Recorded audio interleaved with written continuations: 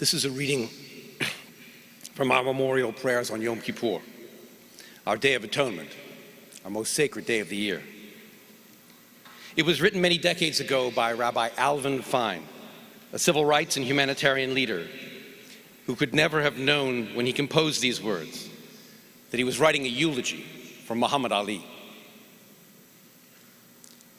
Birth is a beginning, and death a destination, and life is a journey, from childhood to maturity, and youth to age, from innocence to awareness, and ignorance to knowing, from foolishness to discretion, and then perhaps to wisdom, from weakness to strength, and strength to weakness, and often back again, from health to sickness, and back we pray to health again, from offense to forgiveness, from loneliness to love, from joy to gratitude, and pain to compassion, from grief to understanding, from fear to faith, from defeat to defeat to defeat, until looking backward or ahead, we see that victory lies not at some high place along the way, but in having made the journey, stage by stage, a sacred pilgrimage. Birth is a beginning, and death a destination, and life is a journey, a sacred pilgrimage to life everlasting. We say words of prayer, and they remain words until we encounter a person who embodies these words and makes them real. I've said these words many times before, at funerals and in memorial services, but never have I felt them come to life and speak of a single shining soul as I do today. Muhammad Ali was the heart of this city, the living, breathing embodiment of the greatest that we can be. He was our heart, and that heart beats here still.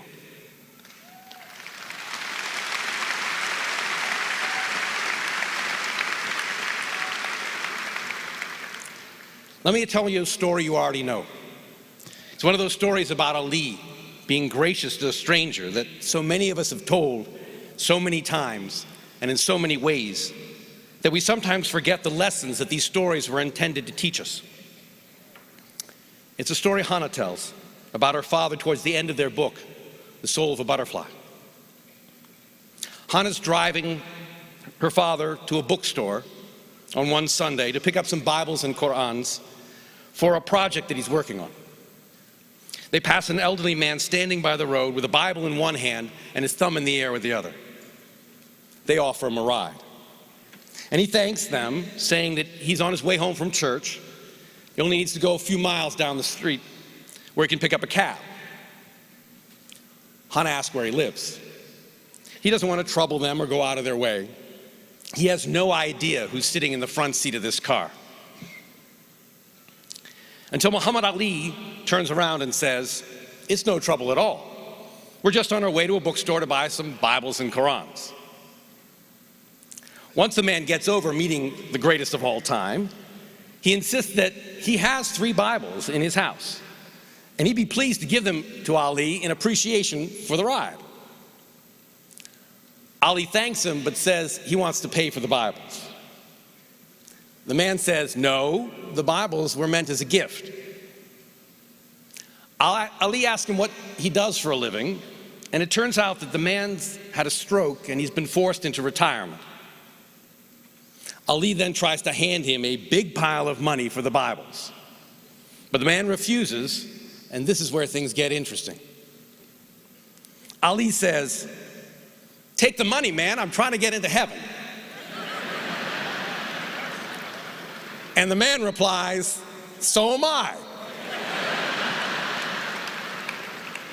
Ali is not taking no for an answer. He says, "If you don't take the money, I might not get in." And the man replies, "If I do take your money, I might not get in." They arrive at his home, and the man invites him in to meet his wife of 30 years. He gives Ali the Bibles. Ali slips the money under a napkin on the kitchen table.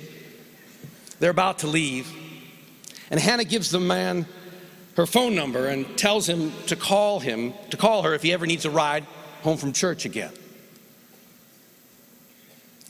Sitting in the car, Ali turns to his daughter and asks, "Would you really go out of your way and pick him up and drive him all the way home?" And she says yes.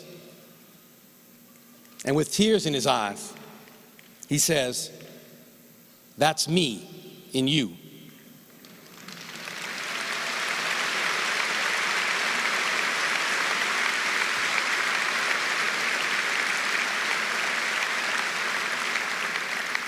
He says, "You're on the road to heaven."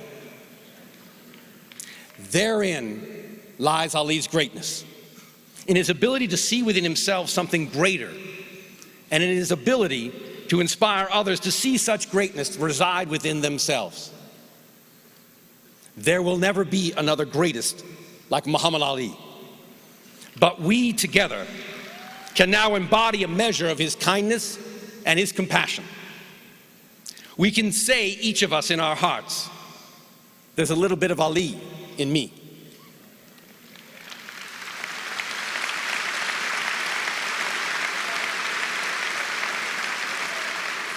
This week, we have mourned the loss and celebrated the life of a Louisville legend and a citizen of the world.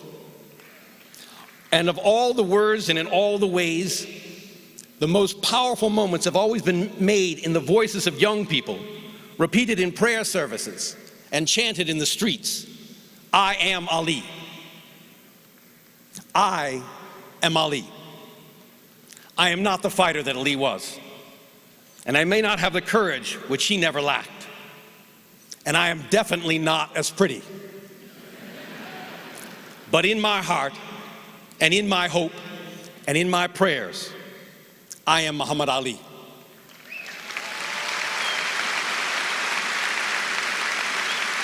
When we say that in our hearts, when we live that in our lives, then we together can build a legacy worthy of the greatest of all time. So say that now with me, in your heart and in this room.